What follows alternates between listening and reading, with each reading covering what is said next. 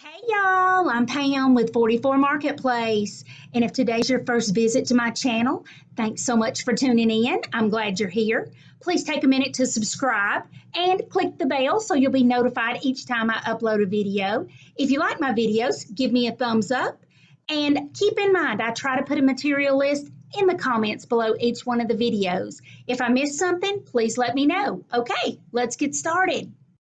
And today we're talking about viscosity because so many people have asked questions about spraying Dixie Belle paint specifically, but any kind of chalk mineral paint, it's really pretty easy to do, but we're going to go over some things that you have to do. I've got some sprayers here that we're going to show you what I mean by. We're not actually spraying today because it takes a while to go through this viscosity thing, and I want to show you different sprayers, okay? This is the Home Decor Sprayer by Wagner, and I'm going to show you this so that you understand what you need. Home Decor Sprayer has a suction tube that is plastic. It comes through just like this, and it has a plastic container, so it pulls from the bottom, okay? So it's not gravity fed, it pulls from the bottom. The Erlex has a metal suction tube, but it also pulls from the bottom, okay? And I'm telling you guys this so that you'll understand why viscosity is so important. This one is the one from my Graco, and it has an internal liner, so it actually does not pull from the bottom. Once this ring is put on and it's assembled, this is the tube that goes on. It is actually pressurized. So the tube connects here on the front. Can you guys see that? It connects there on the front. So it is a pressurized sprayer. So it does not pull from the bottom. So whereas these two sprayers, the Erlex, which a lot of you have bought on my recommendation, the Erlex sprayer and the Wagner, both theirs pull from the bottom. So the viscosity is very important, but also the amount of product. If you look at your piece, your spray tube right here, if you look at that, you can see that you have to have X amount of product in here for this to pull up. The same thing with the Erlex. Whereas with the Graco, it's pressurized, so you can have literally an ounce left in there and it'll still spray. All of them have the one thing in common though, you have to have the proper viscosity for your paint to spray, okay? So that's what we're going to go over today. If you notice, chalk mineral paint is a little thicker than other paints, latex paints or different things like that. And a lot of people ask questions about what about using Floetrol, which I have used when I've been spraying. Also, I use water, and I use bottled water here because we have hard water here, and if you put it in your paint, it may smell like a sewer when you open it back up, so I'm just warning you. So what I do is I like to use water, but need to denote it. I put mine in these tubs once it's been diluted with water. You can put it back in the original container, but I would make a note that I've already diluted that paint. Okay, so I use these, so I have plenty of these, and I like to have stir sticks. You guys know I do not shake my paint, I stir it. And to me, it is important to stir it because once I dilute it, I'm going to have to do that. Now, I'm going to show you guys some of the sprayers come with a viscosity cup, and I, for some reason, cannot locate mine because I haven't used it in so long. And it's just a little tiny black cup that you scoop it down in the paint, and once the paint runs through, then it should run through in a certain period of time for you to know what the viscosity is. Mine is a little bit less technical, okay? I like to use my stir stick, and when I use my stir stick, I lift it up, and once it starts dripping, it should drip 1 1,000, 2 1,000, 3 1,000, and I know that mine is right. Now, I don't have to go through all of that now because I'm so used to spraying, and once you get used to spraying, you may not need to go through the formality, but you'll still be able to tell when you stir it. I'm going to move the camera over here and I'm going to put it over the top of this paint because I want you to see how it moves when I stir it so that you'll know how your paint needs to be, okay? All right, we're going to move you over here. You're going to be right on top of what we got going on. I just got to get past my little lights. All right, I'm going to put you right down there. Paint viscosity. This is Dixie Belle Stormy Seas. I don't know if you guys can see down in there, but see how easy that moves through there? Okay? Can you see how creamy that is? People have asked me, you want it to be almost like, maybe like buttermilk or a little bit thicker than that? See how it is? Can you guys see how that is? All right, that is what I like to spray, and I'm going to tell you. You guys are going to be really close, and I'm sorry about that. Okay, so I'm going to tell you that when your paint is like this, it's going to spray really well, especially if you have a single stage sprayer like the Wagner Home Decor sprayer. And I don't know if you guys really know very much. I'm going to back you up because you're way close. Sorry, I'm not used to talking to y'all this close. Okay, so we're going to go back over it one more time because I want to make sure you guys understand. Stages are how many levels your sprayer goes through. This one is a single stage sprayer, okay? So it pushes, but you don't get to adjust as much as you can on some of the bigger sprayers. But this one right here, if you put your paint in here too thick, it may spray it, but it's going to spit a lot and things like that, and it's not going to give you the spray that you're looking for. And because you can't adjust the airflow, you can't even make it push it harder and smooth it out some. So this one is great for spraying, but you may have to have your paint a little bit thinner. And if you continue to spray paint through this over time that's too thick, it will wear out your sprayer sooner. Now, if you've got a sprayer like the Earlex, I'm going to show you guys. We got to lock this lid on here. If you have a sprayer like the Earlex, you will notice that it has more stages than the Home Decor. And I'm not saying it's better because it's just in a different class. But this one, you can adjust the amount of flow and stuff. And it has a little stronger compressor because it's a multi-stage.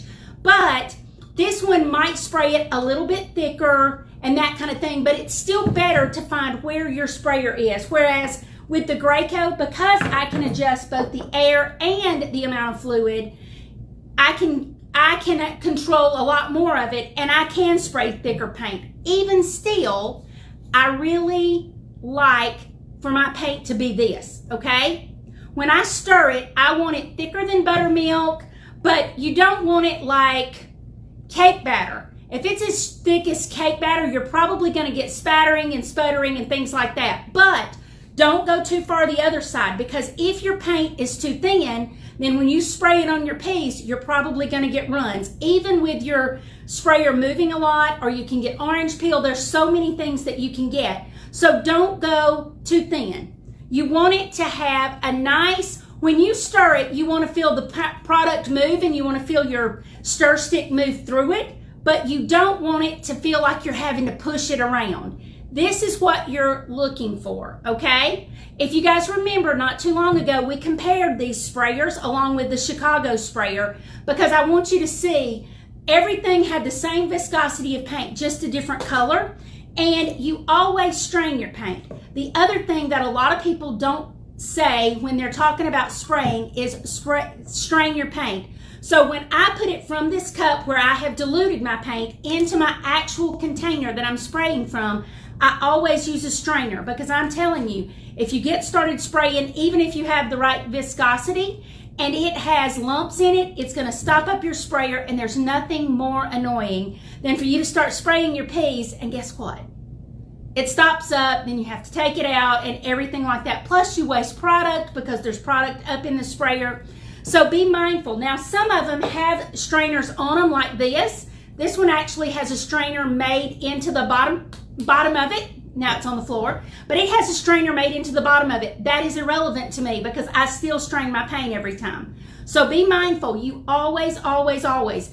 A sprayer is a great way, and a lot of the Dixie Belle retailers are now selling the Home Decor sprayer. It has a lot of similar features to some of the nicer ones because you can change it from horizontal. This is spraying horizontal. This is spraying vertically. And this is spraying at a 45-degree angle in a circle, basically. The trigger and the nozzle on the back decides how much fluid is coming out. So it's great.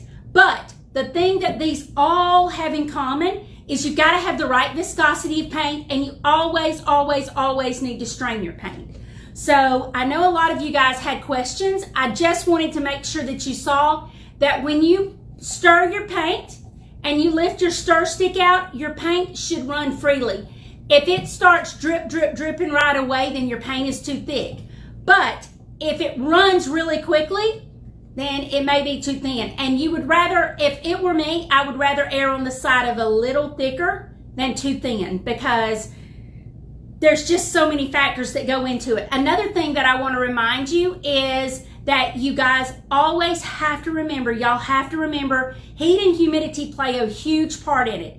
If it is too hot or humid, your paint, if you get very far away from your piece, your paint can dry before it actually hits your piece. So that is always something that you contend with. I know a lot of sprayers don't have a place to spray inside, so they spray outside, and right now it's still 95, 99 degrees here in Atlanta. So here in Georgia, it is hot, hot, hot. If you're spraying outside and you're 3-4 feet from your piece, your paint can literally dry because it's atomized. You're spraying it. It's been atomized, so it can dry before it hits your piece. So please, please, please just think about how much humidity there is in the air, how hot it is. There's so many factors that go into it. But the best thing to remember is if you start with the right viscosity and you've strained your paint, you're going to get a good spray from the home decor sprayer, from the Erlex that a lot of you guys have bought on my recommendation, and especially from the Graco. You're definitely going to get a good spray. Always remember, take your time.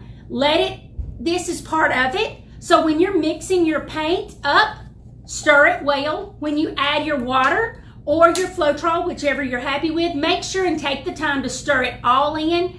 And after I have strained my paint, I stir one more time inside my cup, whether I'm using the Graco, the Erlex, the home decor, whatever I'm using, I stir one more time just to make sure you've got a good mix, you've got good viscosity, and it's been strained, and you're going to get a great spray every time. Now, if you guys have questions, if there's something that I didn't cover, please let me know. A little birdie told me that we might have a spray class in Atlanta with the Bell and Bow Tour. Can't make any guarantees, but if you guys are really wanting to know, we may be doing that, so keep that in mind. If you guys haven't signed up for the Bell and Bow Tour, we're going to be in New Jersey in just a little over 30 days on November the 3rd, and then we're going to be in Atlanta on January the 18th. So, how does the viscosity work if you've got, the viscosity cup, you actually dip your cup down into your paint and you time the amount of time it takes for your paint to run through. That's how you use a viscosity cup. And for some reason, I just had my viscosity cup the other day and I can't locate it now. So I have no idea what I did with it, or if somebody helped me by cleaning up behind me. I'm not really sure. But the Erlex comes with a viscosity cup. And what you do is you dip your viscosity cup down into the paint and you pull it up and you time the amount of time that it takes for your paint to run through, and that tests the viscosity. I sprayed every day for 4 years, so I do it by stirring and how it feels, and when I lift my stick up and I see how my paint runs off, then I know that it's the right viscosity. So that's how I do it, but everybody else may do it differently, and whatever works for you is great. I can't tell you what's going to work for you. I can just tell you what works for me.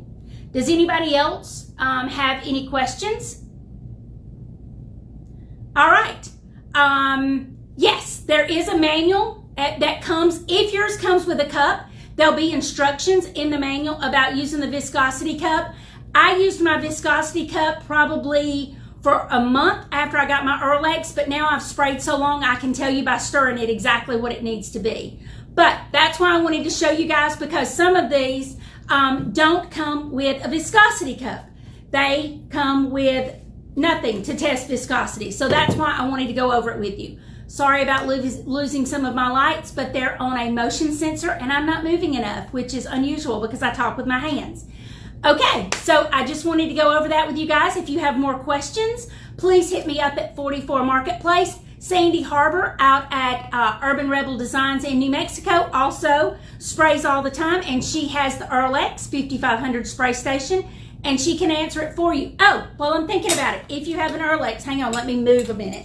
If you have an Earlex 5500, make sure this little hole right here, which is the breather hole, is not covered up, or your sprayer will not spray. Make sure it stays cleaned out. Several people have reached out to me this week and they've had issues with it. One had a sprayer shipped to them with no hole in the lid. So make sure that you have a breather hole so that it can breathe. If not, then you cannot get paint out of your sprayer without that breather hole. All right, I hope you guys have enjoyed it. I hope you are having a great Sunday, and I will be back tomorrow night at 8 p.m. on the Dixie Belle page and at 9 p.m. here, and I'll see you then. Thanks for tuning in, and happy Sunday.